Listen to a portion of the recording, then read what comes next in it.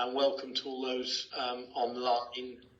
I've taken declarations of interest from Councillor Guy and Councillor Williams.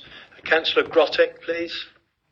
Thank you, Chair. Good evening, everyone. I'd like to declare an interest in agenda item 11 as the applicants are family members. Thank you. Much.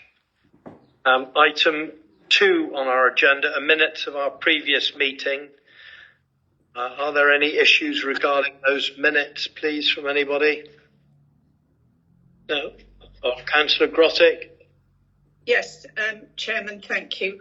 With regard to the change in standing orders to remove prayers, formal prayers at twice yearly meetings from the standing orders, we did make a comment that at the Chairman's discretion, they could be held before the start of the formal agenda, and I wonder if we could make a note of that, please. Yeah, that will be done. Thank you very much, Councillor Grottick. With that to be done, can I have a proposer for the adoption of the minutes, please? Councillor Mumford, and the seconder, Councillor Dean. All those in favour? Thank you. That's passed.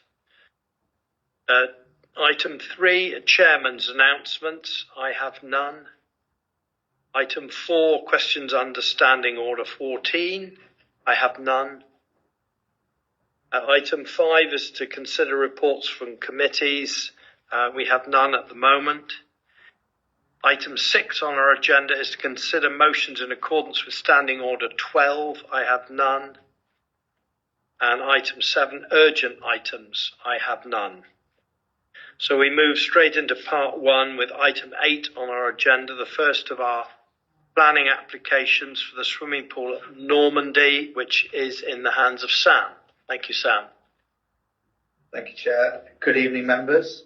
So the application is for a solar array of 26 panels to the rear of Normandy swimming pool. The proposal is considered acceptable.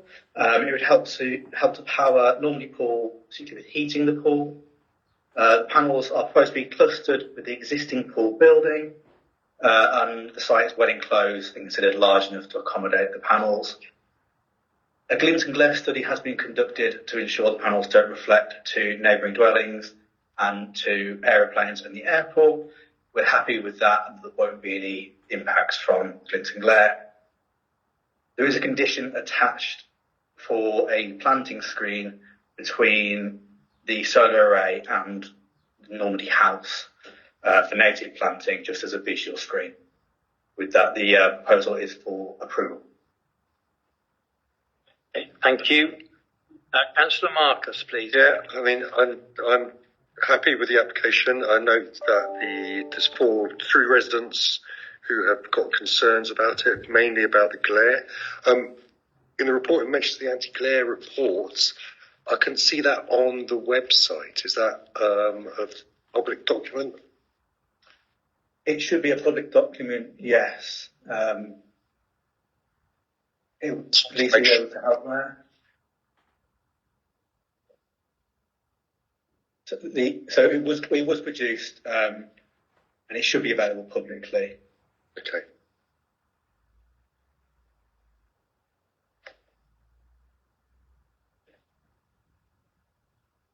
Can I just come back? Yeah. It is a public document, and it doesn't seem to be on our website, but it should be. Okay. But it is available should anyone want to read it. Can you make sure that's published? So, I mean, I trust you guys. I trust what you said, but just need to make sure that it's there. And I'm happy to propose the recommendation. Thank you. Councillor Sims, please. I'm happy to second it. I'm just slightly curious about the glare because the arrays will presumably be southerly. The Normandy house is northerly, north of it, and it's going to be a really, really odd situation to get glare from southerly facing arrays north. I'm just slightly curious about how that's even come about, really. Okay, thank you. Councillor Legg, please. I assume this is the council is the applicant and would be maintaining the land, and just want to sort of ask whether the maintenance of the land would come under sort of other council policies, just thinking about managing the area for biodiversity, and that sort of consideration.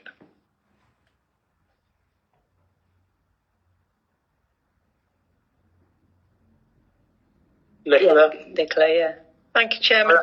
Yes, it's part of our corporate estate, and also the obligations for the landscaping would need to be picked up as part of our corporate estate. So, yeah, it's part of our, it's not public open space as such, but it's part of our landed estate that we manage. So Harry will pick up the maintenance of it as we move forward. Thank you very much. I thought I saw another hand up, but no, we have a proposer and a seconder for the granting of this application. All those in favour, please. It's unanimous. Thank you very much. Thank you, Sam. Item 9 on our agenda, the planning application for Kenwyn in Church Street, in the hands of Lisa, please. Thank you, Chair. Good evening, everyone. This is an application that defaults to full council due to the connections with certain councillors and officers of the council. The proposal is to re-roof the main front-facing roof slope of this property, including the dormer roof and the bay window roof. It's noticed that the existing scantle on the front has failed and is leaking. It's intended to replace the scantle slate with a natural dry lay slate. It is noted that this will reflect the finish on neighbouring properties in this terrace. Overall, the application is considered acceptable and it is recommended for approval. Thank you. Councillor Marcus, I haven't got any questions about this, so I will propose the recommendations. Thank you. Councillor Legg. I'd like to second that. Thank you. All those in favour, please. Unanimous. Thank you very much. Item 10 on our agenda is the planning application for the Biggle Carn Thomas, which is in the hands of Sam. Again, thank you, Sam. Thank you, Chair. An update to begin. Paragraph 12 of the committee report refers to LC1, LC3 and LC7. This is an error and it should read WC1 and WC5 and WC1. So the proposal is for a timber sauna on an area of hard standing in the rear garden of the Biggle, which is on Carn Thomas, to the south of the RNLI lifeboat station. The access would be via a new set of steps from the promenade, details of which have been reserved and can be provided later by condition. The applicant has assured me that accessible access is available on request, which I believe would be through the garden of the Biggle. We also don't have full details yet of design or materials, which have also been attached as a condition. Thank you. Thank you. Councillor Marcus. So that gets straight. So the actual design and the building itself, that's going to be agreed through conditions. So agreed with you, Lisa, or you, Sam. Is that correct? There is a condition on that. They've given an indication of the size and it's likely to be timber, and the door and the window. Okay. But they haven't said specifically the final design. Okay, and same with the staircase down to what they call the promenade towards the RNLI. Yeah, and that's the same as the condition that we applied on the yoga studio, is that they got no problem with the principle. We just want to be assured on the design. Okay. Well, I'm happy to propose the recommendation. Thank you. Is there a seconder for that, please? Councillor Dean. All those in favour? That's carried, unanimous. Thank you. The last of our planning applications is item 11 on our agenda for Little Tolman. Again, in the hands of Lisa, please. Thank you. Yep, thank you. So this application defaults to full council, as there are connections with a council of this authority, with a councillor. Yeah. The proposal is for a modification of the existing section 106 that restricts Little Tolman to only being used by staff of Tolman House Guest House and prevents the two properties from being split. The conversion of the boat house at Tolman House was approved in the early 2000s and was subject to a planning obligation. There is still a need to resist the discharge of Section 106 agreements, as there remains a need for locally restricted housing. In order for it to be acceptable to discharge a Section 106, the reason for the imposition of the agreement in the first place needs to no longer be a matter that requires legal restriction. In this case, the applicant has stated that they no longer require the accommodation, as owners have stated that there is adequate accommodation within the guest house for them without requiring the separate accommodation. Given that the circumstances of this property have changed, it is considered no longer necessary to restrict the accommodation to staff use only. The owners are agreeable to a modification that would see the property known as Little Tolman to be retained as a restricted unit of local need accommodation, and on this basis there would be no reason to retain the obligation not to separate the accommodation from Tolman House. So overall, it is considered appropriate to allow the modification of the Section 106 as requested. That would allow it to be used on a wider local need basis. The application to modify the Section 106 is therefore recommended for approval. Thank you. Councillor Marcus. So it was staff accommodation, and now we're saying it doesn't have to be staff accommodation. Are we saying that it can be split? So it can be sold as a separate unit, but with the 106 on it, is that correct? Yes, so the modification would allow them to split the two properties if they would wish to, yeah. But we are retaining a 106 Yes. property, okay. I propose a recommendation. Could I have a seconder, please? Councillor Dean, all those in favour approving the application? That's unanimous. Thank you very much. Thank you, Lisa.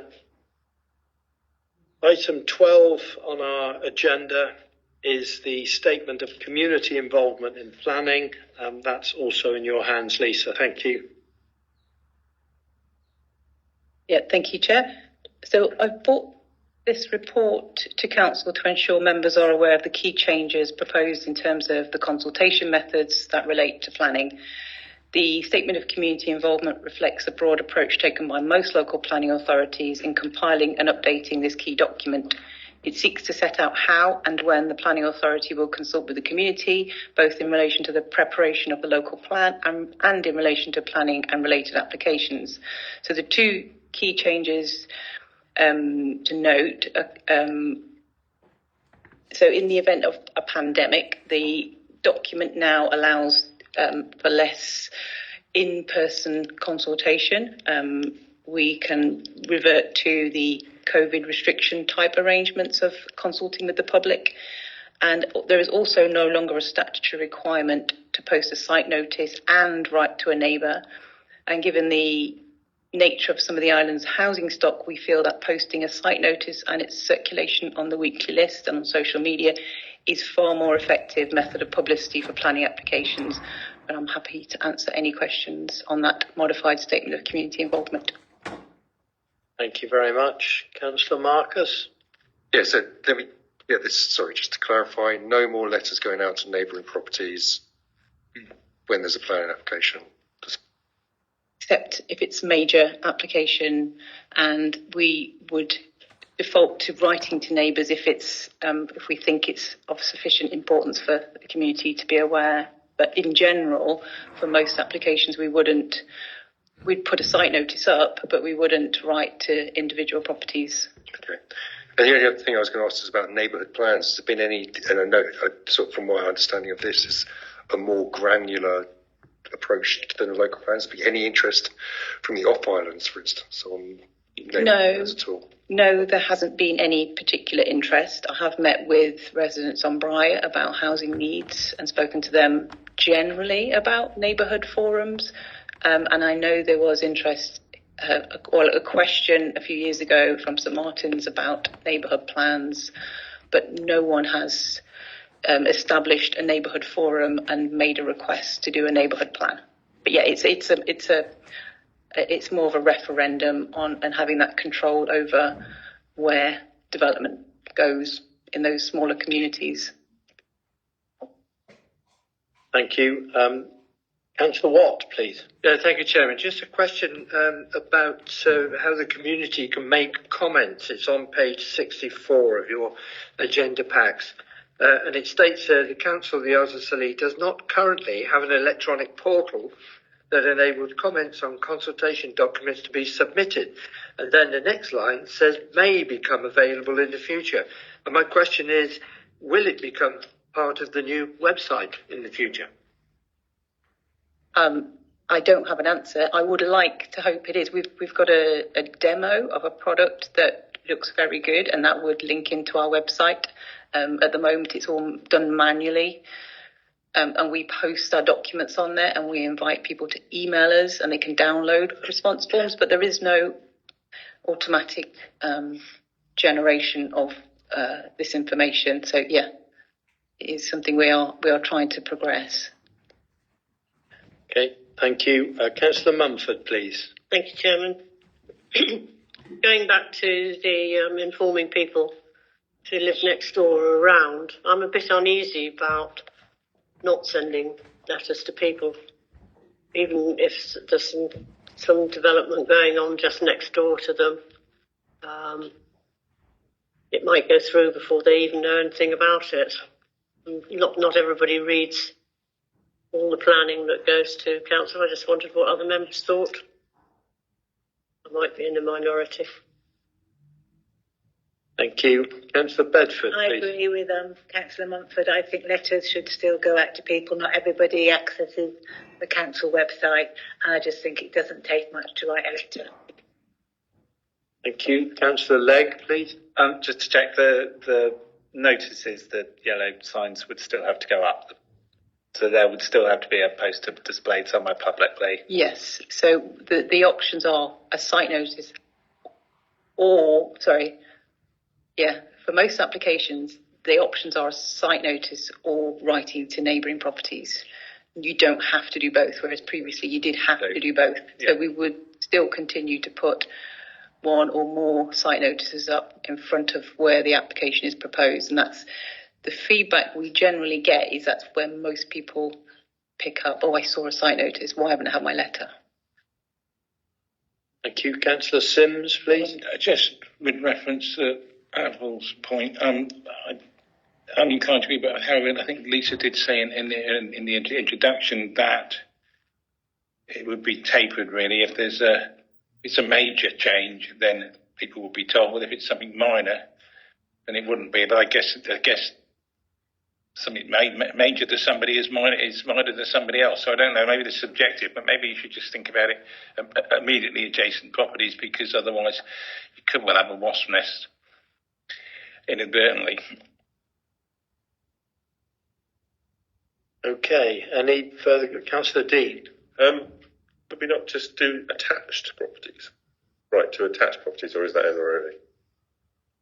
We could, but that is the rule when it's adjoining properties. It's anyone who shares a boundary with the red line or within 4 metres of it. So that's generally the rule we currently use. So if you've got a red line of an application and you own a property that shares a boundary or is within 4 metres of it, that's the cut-off for who we consult about a planning application.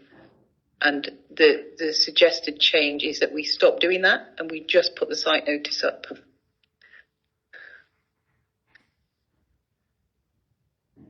Right. Councillor Bedford. With over 30% of our properties now second homes, or even more than that, with people owning properties over here and they live on the mainland, they're not going to find out about any alterations, are they? Unless they access the website. And I don't really see a problem in just writing a letter. If they've written a letter, it's written to the owner on the deeds of the property, and that owner is the one who owns it on the mainland. It's not the person necessarily living in there. Do you get what What's the problem with writing a letter? I agree with Avril, really. Can I come back? Yes, please, Lisa.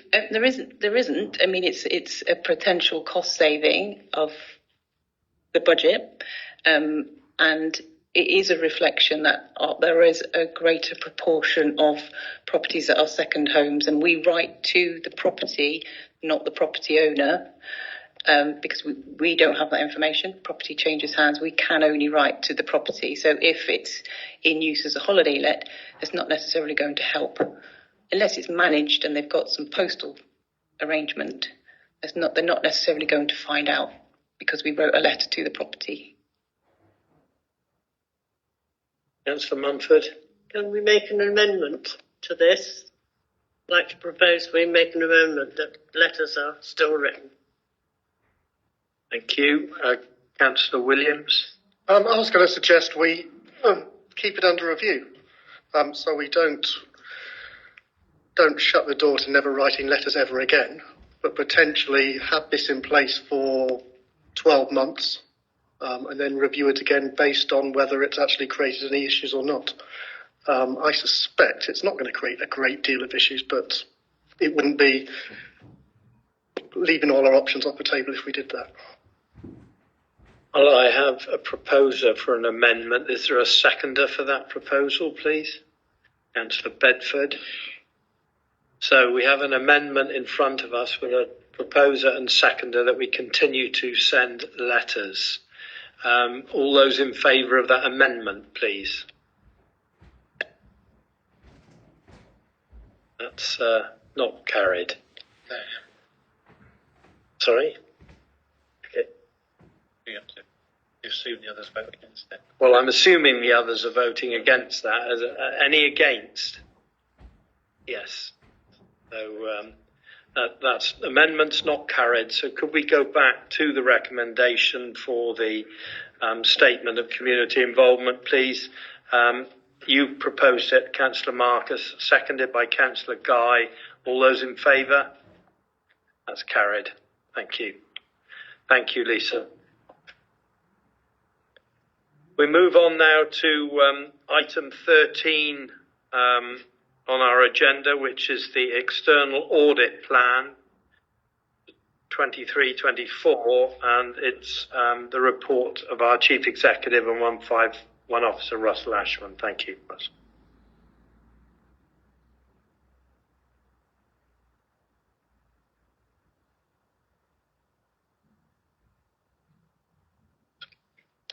Okay, thank you, Chair. The report today in front of you is an annual process that we bring to members once a year, which is the external audit plan. This is a statutory requirement for our external auditors to bring our audit plan to the members responsible for the governance of the council. The plan will set out what their approach is. I will hand over to our external auditors in a minute. I will just point out here that for the members who haven't already spotted it, under the financial implications, you will see there is a significant uplift in the cost of audit going forward. This is a national issue, not just a local issue. We were part of a national procurement process which was run on behalf of nearly all local authorities by the Public Sector Audit Appointment Group, and this is the price that was received, and it's the same price received, or a similar price received for all local authorities, so it's not specific to the Council of the Isles of Scilly. It is, as I said, a significant uplift. I think it reflects that the audit market is problematic at the moment, but there were a number of audit firms that did bid for the money, did bid for the works, so there was competition. But this is the price after competition and as I say, going through a national process. If we'd have done our own procurement locally to meet the requirements of the National Audit Office, I don't foresee that we'd have got any different price, if not a higher price. So it is out of our hands, although it's disappointing that the cost of audit is now such a significant proportion of our budget going forward. But there is nothing we can do about it. It's gone through a national competitive process. On that basis, I'll hand over to David Bray and Barry Morris from Grant Thornton, who will take you through what that external audit plan is for 23-24. Thank you. Thank you very much. Thank you, Chair. So I'm Barry Morris. I'm the partner for Grant Thornton in the South West region. So I'll briefly introduce the plan and then I'll let David take you through a little bit of the detail. So the audit plan sets out the key areas of activity that we plan to undertake in the year. It sets out the key risks as we see them, and you'll see that on our page 7 or your page 97, that starts with the significant risks around revenue and expenditure recognition. Now, actually, due to the nature of public services, we're able to rebut those because we don't see them as significant risk areas or fraud as significant risk areas. But we do, of course, undertake appropriate procedures in relation to those areas. So there will be audit work and audit testing of both the revenue that you've provided and the expenditure that you spend as well. Conscious that David is probably looking there thinking he's just about to steal all my thunder, so I won't say anything about the other significant risk areas. I'll let David take you through those. I would just like to make a couple of comments, if I may, though. So just building on what your Chief Executive said, yes, there is a significant increase in the audit fees. That reflects the current market, I'm afraid. There are not many auditors that want to undertake the audit of local government anymore. And as Chief Executive set out, there was a competitive process. Now, actually, the first round, not all of the contracts were let, and so PSAA did have to do a second round. I think that generally reflects the state of the local major local audits. And I think one of the things that we're acutely aware of, is the increase in regulation and expectations from our regulators, who quite rightly expect high quality work to be undertaken. I think the other thing I just wanted to finish by saying is, before I hand over to David, is well done to the council. So you are one of only 40% of councils that actually managed to produce your financial statements by the statutory deadline of the 31st of May. So thank you for that. We've gone through those accounts, and I've gone through those accounts. And David and I and Mustafa will start working on those on the audit as soon as we can. So David, over to you. Thank you, Barry. Good evening, Chair. Good evening, members. As Barry said, this is the external audit plan for 23-24. So external audit is very much a retrospective exercise. The audit plan covers the two strands of the external audit work that we undertake. So we issue an opinion on your financial statements, and that's reported to you in the audit findings report. And we also undertake a commentary on your arrangements for securing value for money, and that's reported to you in the auditor's annual report. And those of you that have been on full council for a little while may well remember that we presented those two reports to you in the past. And again, that's our plan to do that this year. As Barry said, the report sets out the significant risks and the focus of our work.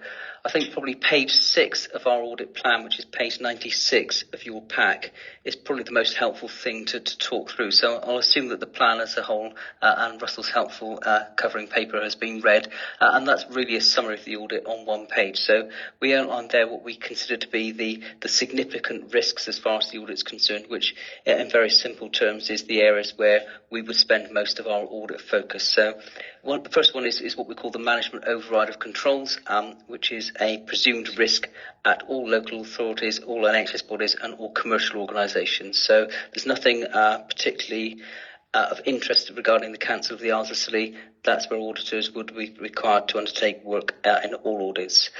We would focus primarily our work on journals and do some detailed testing on that. We'd also look at any changes to accounting policies, any changes to your significant estimates, or indeed any unusual or one-off transactions as far as that's concerned.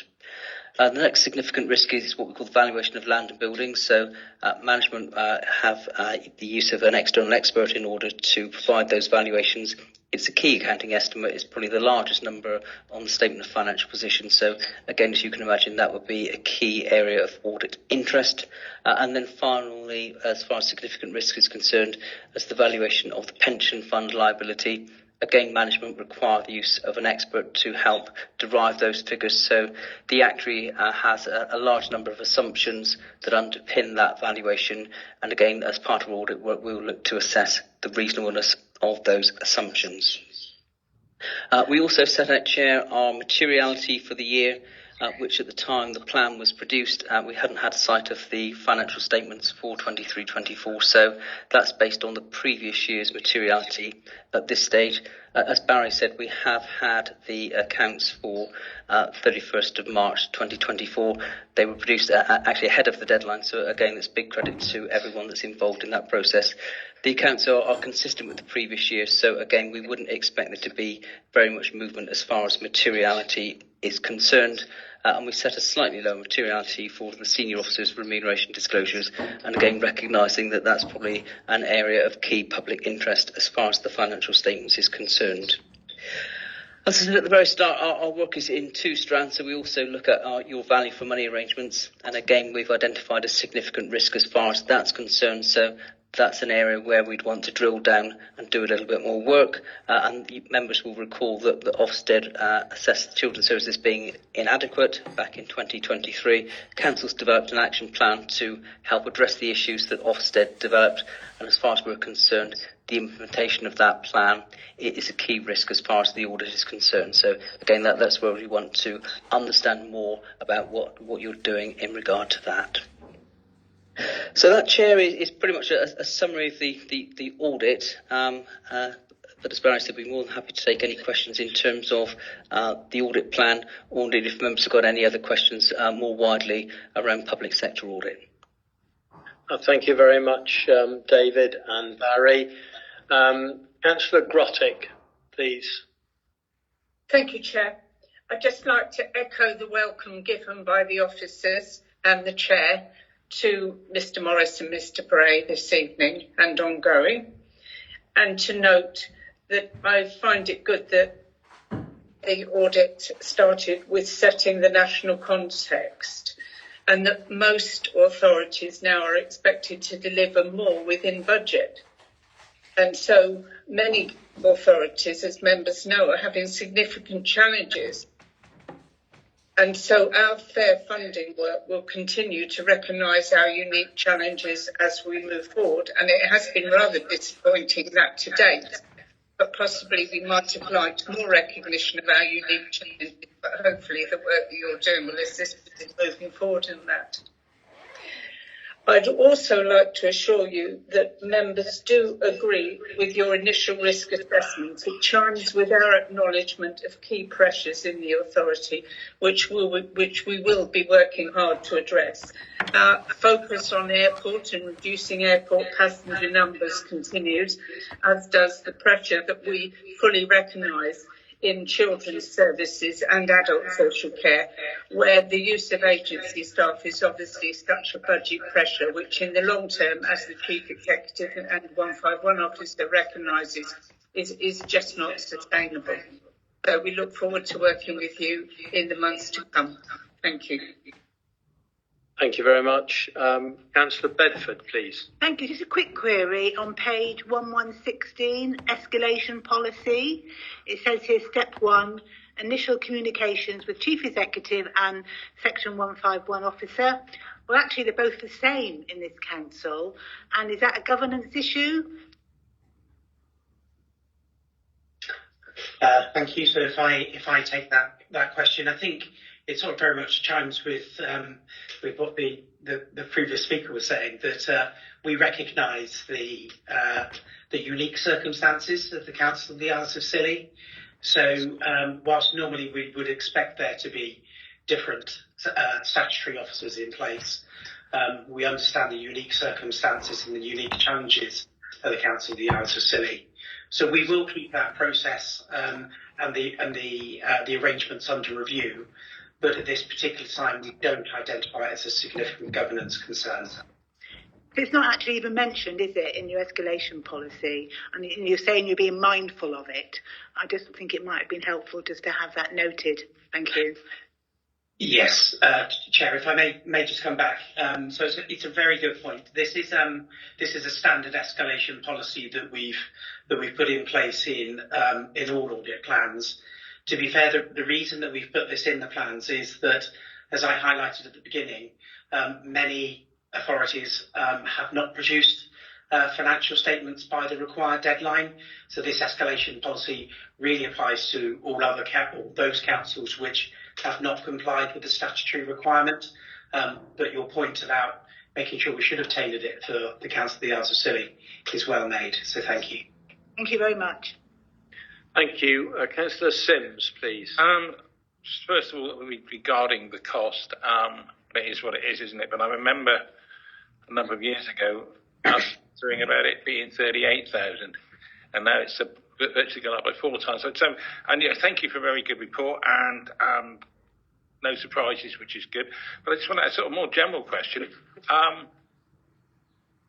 Other authorities, would a bigger authority have a proportionately bigger audit bill, or is it the sort of you broadly do the same thing everywhere and it's the same amount of work? Because it would just be another aspect of us being penalised because of our small size. I'm not moaning about, I'm sure you're not breaking the huge amounts of money here, so I'm not being critical, but it just is quite a considerable amount of money for a small authority like ours.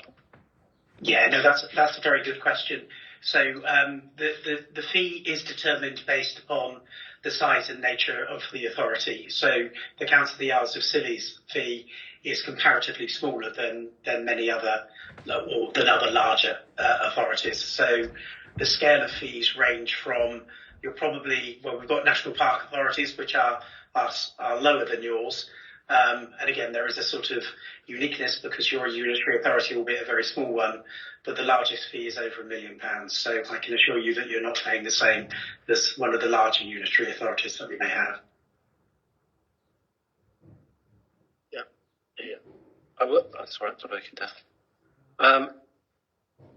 Yeah, we're not paying as big an audit fee. You know, it's not a fixed fee per council, full stop, but it's also not proportional to your budget, I would suggest. You know, there is an element of fixed charge in there for doing an audit, full stop, whether it's auditing an organisation with a £6 million budget or whether you're auditing an organisation with 600 million. The number of noughts on the end of some of the numbers doesn't change the amount of work that's needed. So it isn't necessarily proportional, because if you had the same level on a other local authority with a budget, say, of 600 million, their audit fee would be 13-14 million pounds, which I don't think is the case. So it isn't necessarily proportional, but you know, there is a fixed cost element in there, because I think you said, is it proportionate to the size of the council? And say the element of fixed cost in there, so it's not necessarily proportional to the same as other local authorities. That's quite right. Thank you. Thank you. Councillor Williams, please. Yeah, I get a sense that you're looking at monitoring our value for money, and we're probably looking at monitoring your value for money. So my question was related to the comments about the Ofsted report on children's services, and specifically, where do you think you're going to add value to the process? We've got obviously Ofsted monitoring us very closely as the national regulator, and also the Department for Education monitoring us very carefully as the governing department for that. So with the DFE and Ofsted keeping a very close eye on us, where are you going to be able to add to that team, I guess, is my question. Yeah, so that's a great question. So thank you. So we don't in any way look to replace or duplicate the work that's undertaken by Ofsted or the department in terms of their overall monitoring and their follow-up of their own inspection. What our work will focus on is looking at the arrangements that you have in place in how you're addressing and implementing the actions that you've identified within the action plan that's arisen as a result of that inspection. So that will then provide us with sufficient assurance on what we need to do, and then provide that back to you as those charged with governance and as members, that actually the arrangements being put in place for identifying appropriate actions and implementing those are in line with expectations. The actual effectiveness of those will then be reassessed by Ofsted as part of their follow-up work. Thank you very much. I don't have any further questions. There is no recommendation to vote on, members, on this, because obviously this is statutory business that has to be done. So with that, I would just like to thank Barry and David and our Chief Executive once again for this report. Thank you very much indeed. Thank you. Goodbye. Good night, everyone. So we move on to item 14 on our agenda, which is the fourth quarter financial performance report, again in the hands of Russell Ashman. Thank you. Yeah, thank you, Chair. Yeah, this is the last quarter of the last financial year that concluded on the 31st of March. And that's set out here is our financial performance for the year, the whole year now. You will see in terms of the revenue budget monitoring, the position worsened considerably in the last quarter. We had predicted an overspend of £533,000 as our forecast for year end. It turned out that it was closer to £699,000.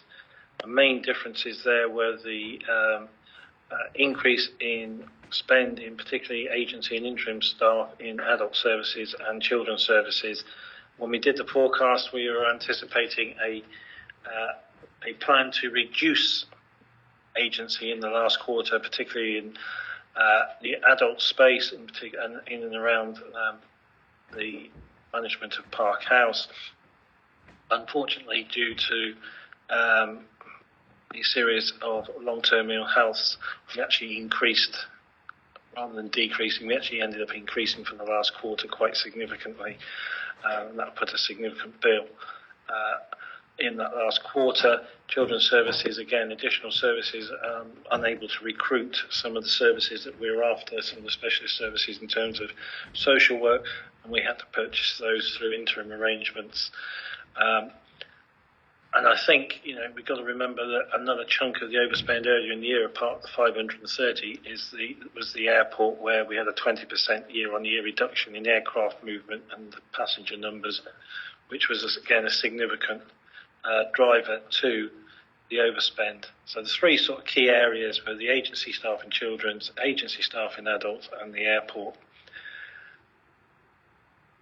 A position with an overspend of this magnitude is not sustainable for the council going forward. We have not got the level of reserves that can meet overspends of this level year on year. As a one-year hit, that's what our reserves are there for. It's there to give us the cushion of that happening, which we have used our reserves to fund this, but we cannot carry on with this level of spend. It is unsustainable going forward. In terms of looking at it, when we set the budget, we obviously have tried to address the airport by putting up the charges significantly, which, if the airport numbers continue on the basis that we had last year, would be okay. I can confirm that after 2 months of the year, we are slightly ahead of target.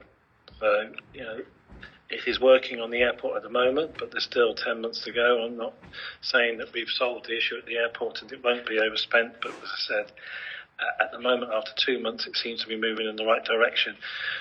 We have made arrangements in adult services where we've done a significant number of recruitments already this year, which has eased the pressure on agency staff. In addition to that, we have also finished the building works on Park House. We had additional agency staff on during the building works because we had some of the residents at the hospital, which meant that we were stretched over 2 sites. So we're already seeing the number of agency staff reduce. So the plan is in place there. Children's services, we did add additional resources in the budget setting, which should go a way to offsetting the additional cost. And we are looking at some of the other resources needed there in the last couple of weeks. So I think we have plans in place and we are addressing those overspends. As I said, they're not, we cannot continue. We are making inroads into those. And at the moment, I'm not anticipating we will see a repeat of that level of overspend going forward. But we will need to have careful monitoring because we are in a difficult position where we have 2 key statutory services in the need to do improvement work. So therefore, the pressure is on those services. And it means whereas maybe in other services or in past years where if you have the odd vacancy, you may run with the vacancy on a risk-based approach. We're in a slightly different position at the moment, and that does not help our budget position going forward. But we're very closely monitoring it. Say the first quarter report I anticipate coming to the July meeting, and I'm hopeful it shows that we are much closer to our budget target for the new year. In terms of funding that overspend, we said we had to dip into reserves. Fortunately, we did put money aside from a park house underspend in previous years. That's helped offset the adult side. We've used some of the airport reserve that we still retained, so we've emptied that out. And we had money put aside in a transport reserve, which we've also used because of the transport nature of the airport. It seemed relevant to actually use that reserve and not hold on to it to fund this. Therefore, a relatively small sum has come from the general fund reserve, so that means that we have managed to maintain a reasonable level of general fund reserve going forward, as we anticipated when we set a medium-term financial plan. Reserves are there set out on in the report on page 123. You will see that we have significantly reduced reserves. On a like-for-like basis, it's gone from 5.8 down to 4.1 million. That's why I say it's not sustainable going forward, considering some of those reserves are very specific items. We still have the general fund reserve at 2.5 million, which I think the risk-based approach that we take in the budget showed that we needed about 2.1. So we are covered, but any more hits on the general fund reserve and we will start looking below the level of reserve we should be holding, and I'm sure our colleagues in Grant Thornton would start making comments that we would have to start replenishing reserves if they did around that 2 million mark.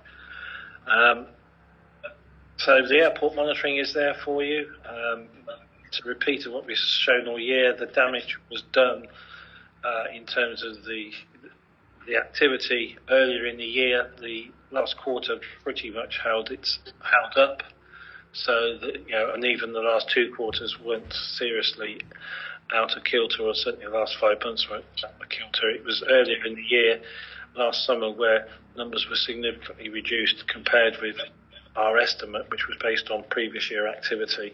And as I said, we've monitored that all year. We've had that same discussion in Q1, Q2, Q3 reports, so it has not worsened, that airport position, since that early hit in the first and second quarter.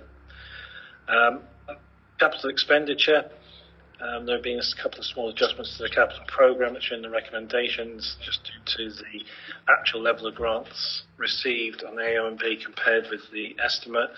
Nothing significant to worry about. In terms of reporting the actual outturn on capital, I've never seen a position where we've been so close against the forecast. Usually it's trying to explain why we've only spent about 60-70% of the capital programme. We've spent pretty much 100% of the capital programme. And as I say, I've never seen it that close in all the years I've been working on capital in various authorities. So, we've actually got something working in capital where we're hitting the target in terms of what we're forecasting, albeit the forecast does move slightly in the year, but it is usually still significant deviation at year end. I won't dwell on the major projects because they're set out there for you, and they're both projects that are pretty much being wound up or have been wound up during the year, and the details are set out there with very little change in the last quarter. Council tax performance in terms of collection, I will raise in terms of a change in the last quarter. You'll see in the graph that December we were pretty much on our target. Then it drifted off at in the last quarter, so we were slightly under by about £30,000 equivalent of in terms of hitting the target. We do need to keep a close eye on whether that is a trend, and we are going to undershoot the collection rate going forward, and the first quarter will be quite interesting to see in the new year. Helping to offset that, though, is the business rate collection was better than forecast and better than the target, and particularly did pick up in the last quarter. The combination of the two, if you take into account that the collections deficit on the council tax is shared between us and the police, so we don't have to pick up the whole 30,000. Some of that goes back to the police. And then the surplus that we got on the business rate collection, you'll see that the actual end result is probably very minimal on the council. There's up in one and down in the other. So it does need to be carefully monitoring whether there is a trend on council tax, but financially it is not an issue to the council at the moment in terms of last year's performance. It doesn't impinge on our financial plans going forward. Debt collection is set out there for you through the water rates. We continually chip away at the amount that is outstanding. A lot of the 28,000 that's still outstanding, some of that is still down being chased, some of it will need to be written off, and some of it is based on is subject to legal agreements or legal arrangements that are in place. I have to admit, considering where we started 3 or 4 years ago and with the issues that we had trying to collect during the COVID period where all debt collecting was suspended by the government, so no one could take the debt collecting management that they needed to actually have now got that figure down to below 30,000, I have to think is quite a good outcome. We were over 100,000 when we handed over the water arrangements to South West Water. We've chipped that down, as I say, to below 30,000 now, which is all provided for. We provided for that a number of years ago. So again, no financial implications going forward. Just any money we collect will actually be a slight upside. Housing rent collection, just to mention that this has dropped off slightly in the last quarter. And again, we just have to keep a close eye on that in terms of whether we've got a problem there building or whether it's just a little bit of timing issues and a bit of late payment. But just beginning to get a slight worry that the level of deficit is just beginning to build, and obviously, again, close eye needed on the monitoring going into the first quarter of the new year. Sundry debt is a good position. We're ahead of target. We have the amount outstanding compared with the amount of sundry debt that we raise is relatively low. Not a worry there to bring members' attention to. Payment performance set out there. We're paying most of our suppliers in total within the 30 days. We struggle slightly to hit the more ambitious target of paying the local SMEs in 14 days. We do have some issues trying to deal with some of their invoices, which are relatively small in number, so it's a bit of a disproportionate way of measuring it, but we will anticipate trying to put it in process, and we've been working with the Cornwall payments team to refine the rules and the processes to see if we can get that smoother going forward. The Treasury management activity is set out there in the prudential indicators that we have to publish by law now. They probably don't mean anything to the layman, but they are there to ensure that our level of borrowing, and we can only borrow for capital purposes, but our level of borrowing is properly monitored, and we publish those figures on a regular basis so that everyone can see the level of borrowing that we have and whether we're within the targets we set ourselves and whether it's proportionate to the council's size. You can see that this was probably brought in due to the number of local authorities up and down the land who have got into financial difficulties through borrowing beyond their means. So there's now a need to bring these indicators on a more regular basis, which is why they're set out there rather than on an annual basis in a larger document. That is the outturn report for last year. Any questions? Thank you, Russell. Councillor Grottig, please. Thank you, Chair. Just a couple of comments. I'd just like to put on record that all members recognise that we're not in a comfortable situation. And thank you very much to the Chief Exec and the 151 Officer for the clear explanation of how we come to be in this uncomfortable situation and how we intend to move forward from that. As he notes, there are no surprises or new pressures. Council had identified the pressure points, the main ones being the drop in passenger numbers at the airport and the continuing costs of the aging staff in both children's services and adult services. So the improvement work in these service areas will obviously include a careful look at these areas and see whether or not we can continue to try and find ways forward. The moves in housing are making a difference, so hopefully that will continue. I think it's worth remembering that all local authorities are facing severe budget challenges, and worth also mentioning, as the Chief Executive 151 does on page 121, that it is very good that our service managers are assisting by making savings whenever they can within their budget areas. And lastly, I do hope we can monitor the payment of invoices, because even though some of these invoices are quite small, obviously the cash flow position for some of our small businesses does make it really important that they get paid, obviously, as soon as we can. And I also think it's very good for the council's reputation, as indeed we should, pay our invoices promptly and as quickly as we can. So thank you very much for your work in this area. Thank you. Thank you, Councillor Grothick. Councillor Sims, please. Yeah, I remember a few months back when we had the third quarter version of this, and that was depressing enough.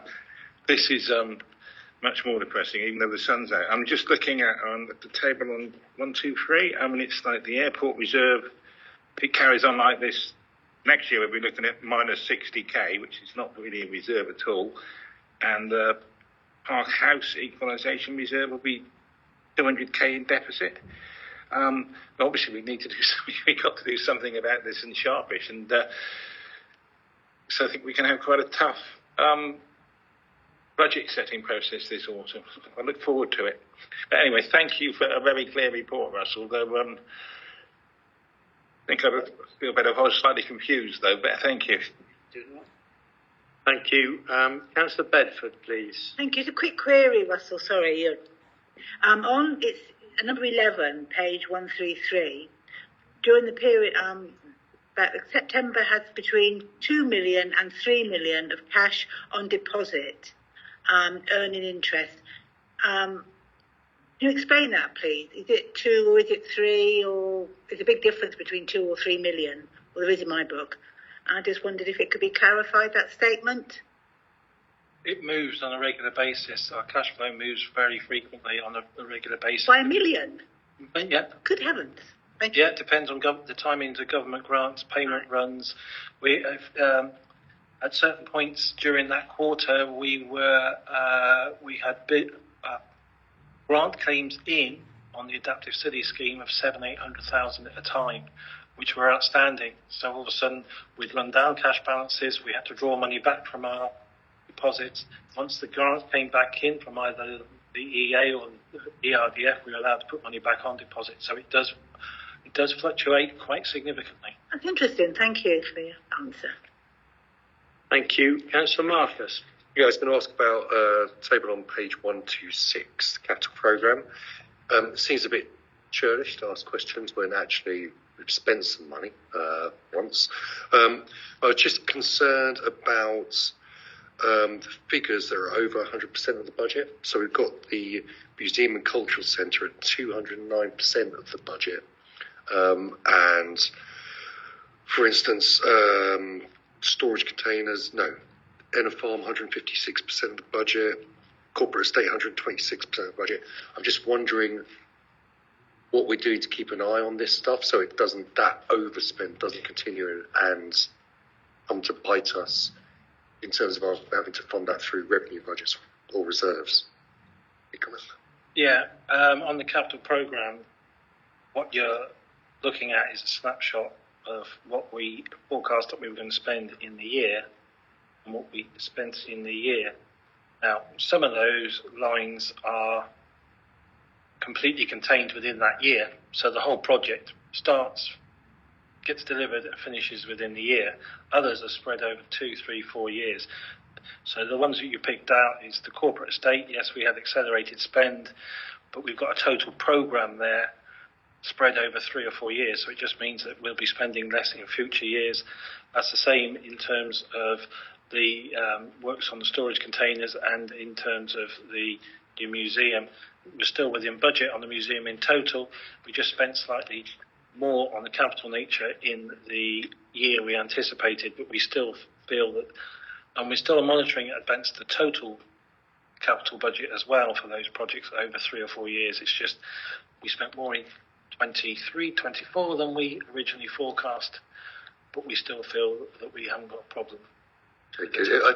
I'm just nervous about, say, like the big one, the town hall refurb, and about the total cost of that, keeping an eye on that. So I don't know whether there's something we could put in there about the length the project left and the funding left, and just so that members know there's not a surprise. I'm sure Nicola will come in a minute, but if you look at the next part of the finance report that we set out there on page 126, 127, you'll see the large projects. We set them out year by year. Yep. GoEV climate adaptation will disappear for Q1. It will be replaced by the museum and other projects. Cool. That's where you can see that they're keeping within their total programme budget, although there may be variations within the years. Okay, thank Nicola you. may also want to comment. That's fine, thank you. Thank you. Councillor Sims, please. On page 129, I'm just slightly intrigued by this one. On short paragraph, there was one amount of £1.12 written up in this quarter. Was that on the basis that it would it cost more to send them a letter to remind them to pay it? Yeah. No, it's just £1.12p. I'm assuming is that the correct figure? It just seems. Yeah. Oh, okay, well it's good to know. Thank you. You'll be surprised. You'll be surprised that there are how many was there? There was only one. Yeah, somebody for some reason must have underpaid us by £1.12p, and we decided that it wasn't worth. Well, you could probably make more of that, because it does show that we've got a really, really effective take-up rate. If that's total deficit, marvellous. Thank you.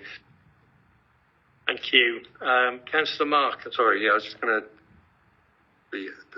just want clarification if I'm reading this right. So page 136, the figures at the end. Am I right in reading that every directorate is overspent there? Is that correct? Where we've got 206 for Chief Exec Department, 357 for People and Communities, and 106 for Place and Economy. So,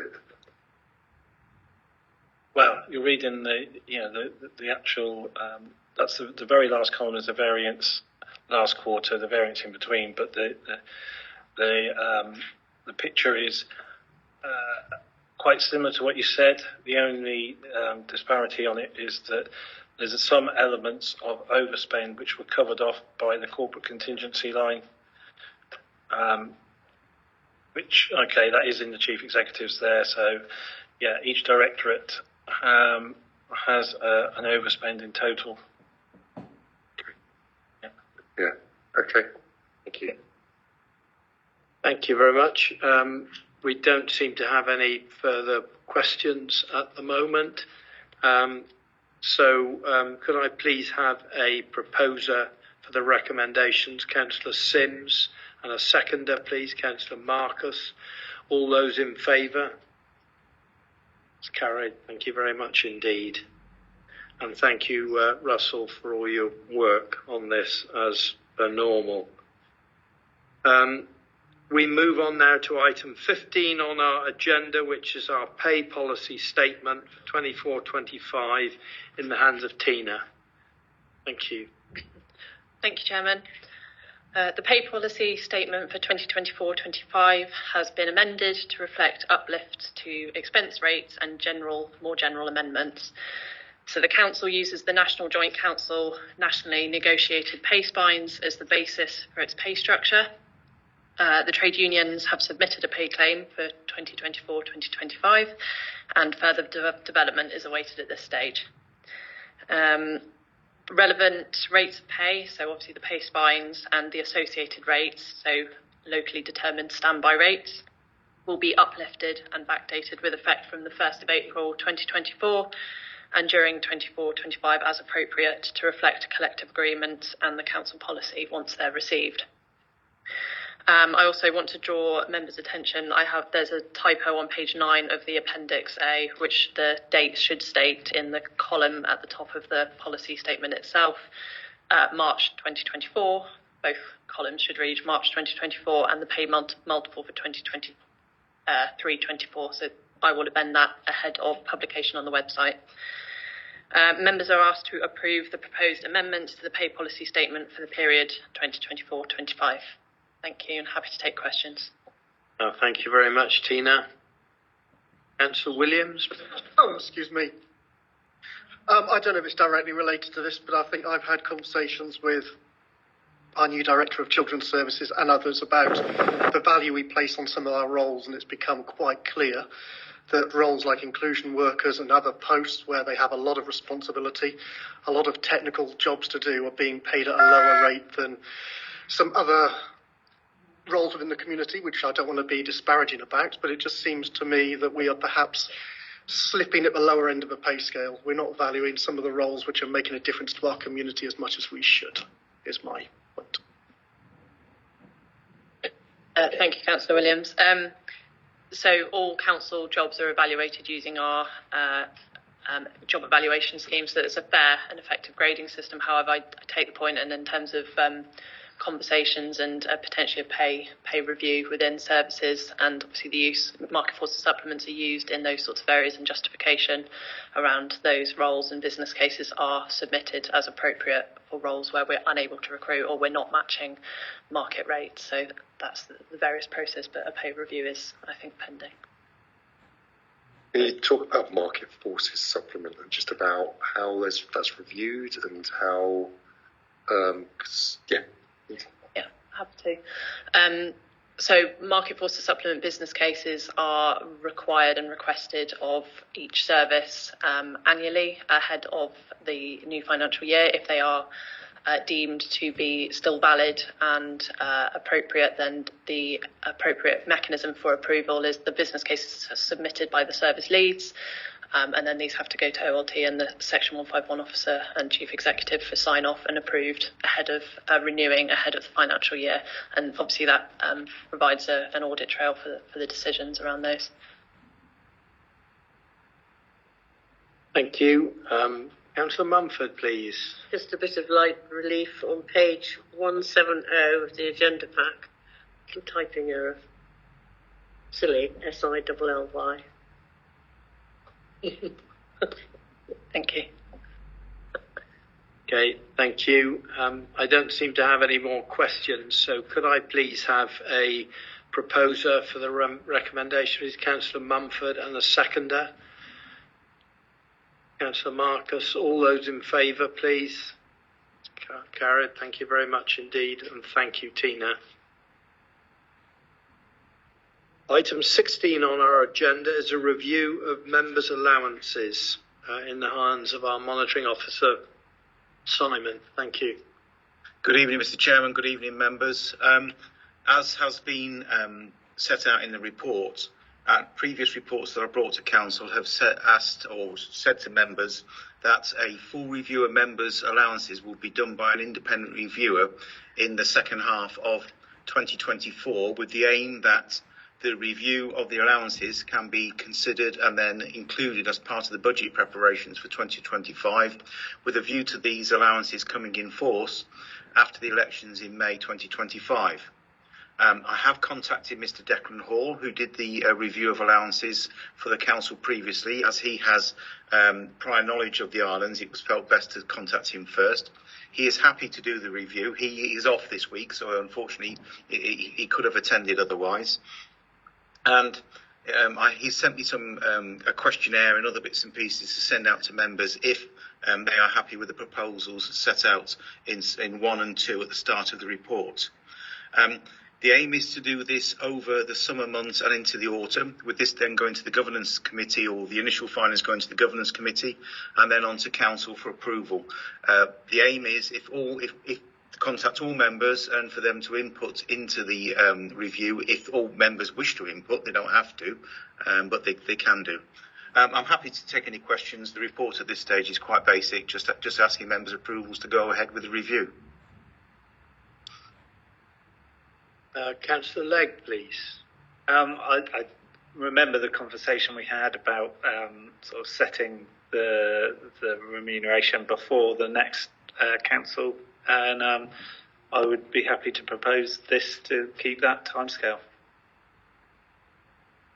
Thank you. Councillor Sims, please. Yeah, I'm happy to second it. I mean, I think that just been told that we'll be able to make representations on this. I mean, I'm very strongly of the view that we get somebody to do it, they send it to the council, and we just got no choice. We take it, because otherwise it's invidious having to decide what you get paid. On the one hand, some of us don't think we get enough. On the other hand, it doesn't look particularly good for the public if we're giving ourselves pay rises. So I just think it should be done like they do in other local government organisations, with Parliament particularly.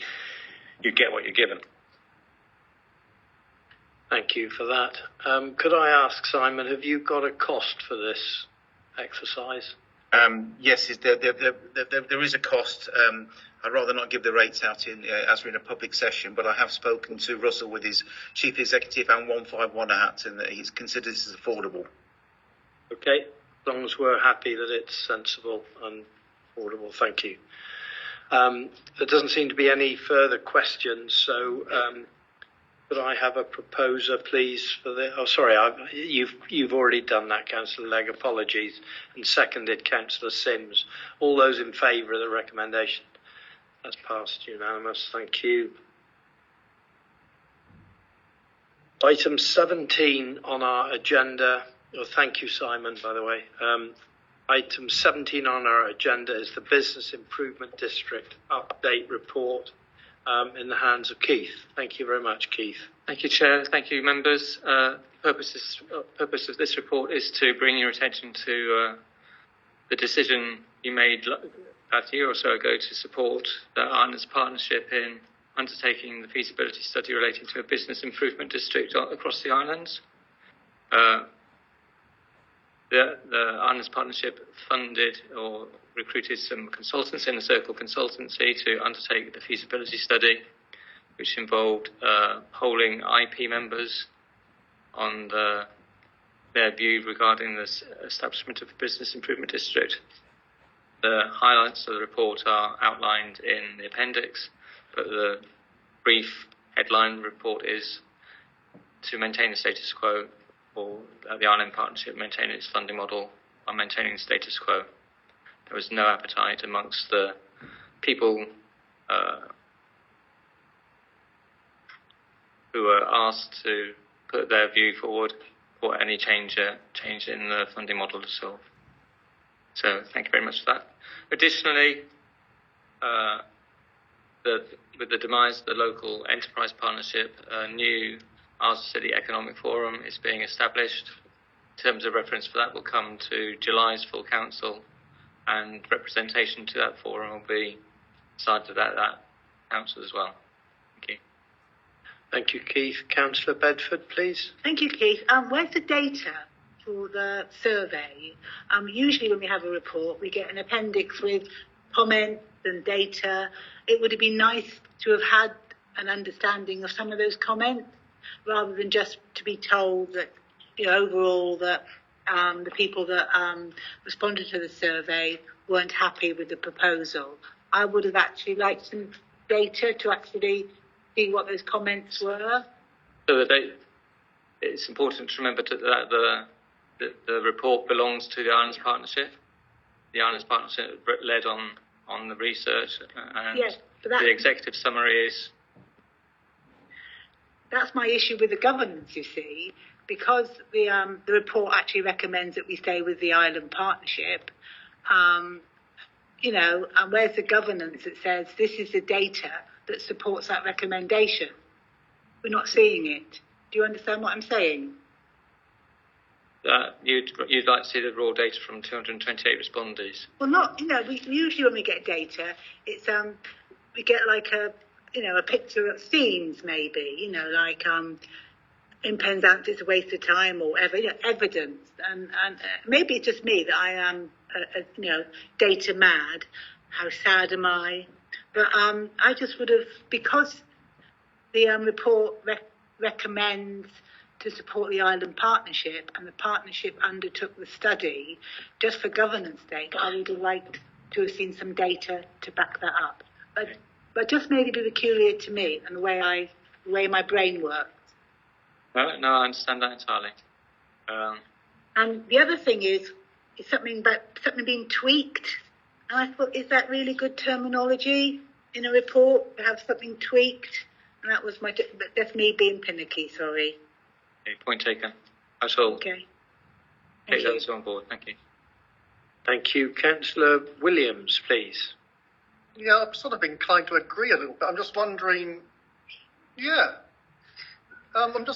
so we spent £35,000 and I'm just wondering really what we got for it. We've got 3 or 4 pages, 10 grand a page it seems. So I'm just wondering, in terms of value for money, is there more to it than we've got in front of us?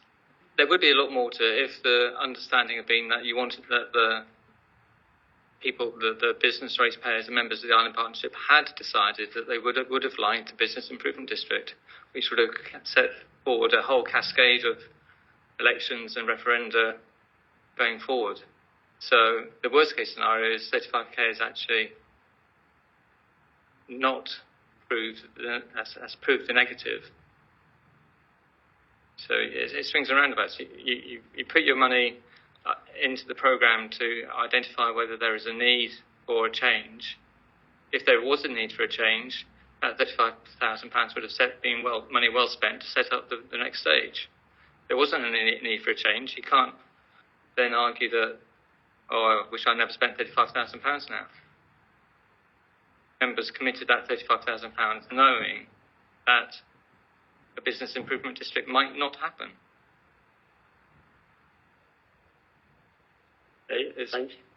In my opinion.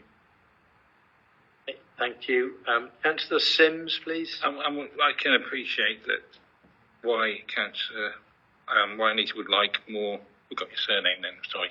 But I can make it formal. Why Councillor Bedford would like more data, I think probably we all would. But if you look at the sentence on 176, only 7.5% of respondents wanted to proceed with a bid, while 57% were against it.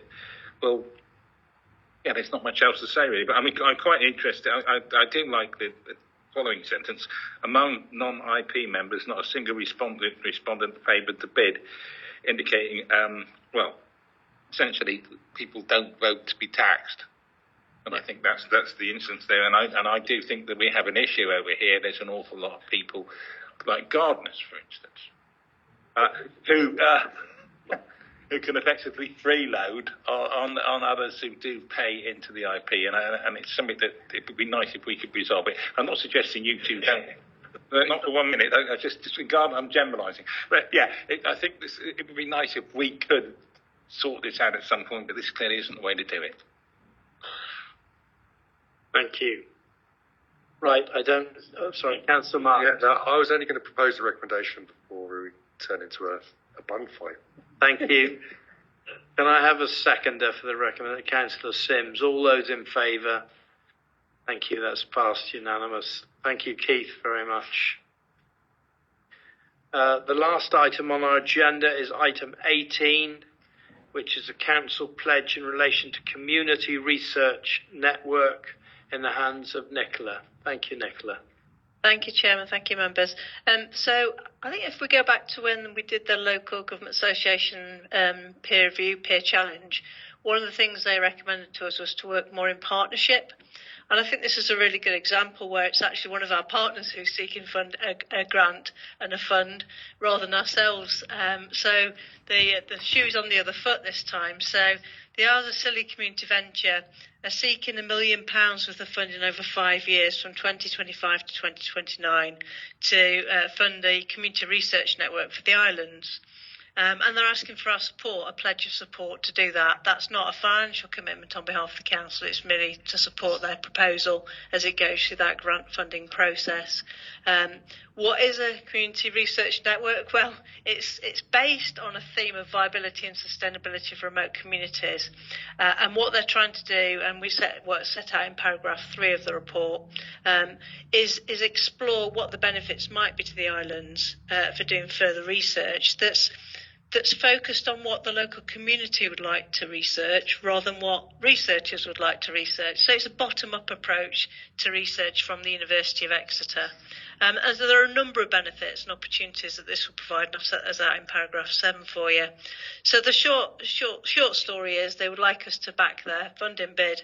The bigger picture is if they were successful, it would bring great benefit not only to the community but to the council as well in terms of improving our research base and understanding of issues on the island. So I would recommend that we support their application and sign the pledge that's set out in full at Appendix A. Thank you, Chairman. Thank you very much, Nicola. Councillor Legg, please. You mentioned that there are no financial implications. I just wanted to solidly confirm that there is a no missing in the report, because the report has a line saying there is financial commitment. There was a typo, Councillor Legg, and Councillor Grottig also spotted it, hence me mentioning it. There are no financial commitments, no match funding required. I think this is a brilliant approach to research, like say a bottom-up approach, so that you get research being carried out that actually has meaning to local communities such as ours. With that, I'd like to propose the recommendation. Thank you very much. Councillor Sims, please. I'll happily second it. I had quite a long conversation with them when they came over. I went into the meeting, well, frankly, quite dubious about the whole thing, and I got sort of like, and they were very, very enthusiastic, and they convinced me it's a good idea, and it's an especially good idea, given that it's no cost to the authority, so I'm very happy to second the recommendation. Thank you very much. So we have a proposer and seconder. All those in favour of the recommendation, please. It's passed unanimous. Thank you very much. Thank you very much, Nicola. And with that, I will close the meeting. Thank you very much indeed. Thanks all.